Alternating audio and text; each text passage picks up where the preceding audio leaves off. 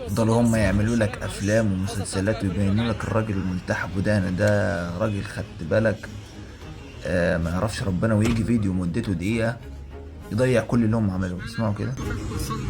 يا عم علينا عادي.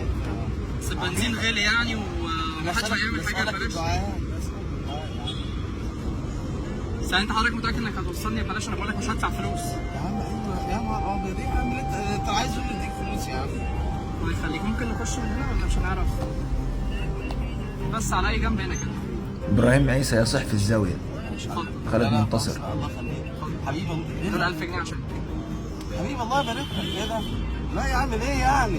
1000 جنيه عشان طب ليه؟ انا ما عملتش حاجه، بس يعني بس ال 1000 جنيه ده يعني انا هستنى ازاي يعني برضه انا؟ عشان ساعدتني. ما هو لله عز وجل يا عم، ايه المشكله يعني؟ بس هو اللي بيعمل خير بيرجع له. انت عملت خير وساعدتني ورجعت. ربنا يصلح حاله يا رب والله. الله يخليك. بس انا ما استاهلش الا ده ليه؟ والله. بس انت ساعدتني. لا اله الا الله.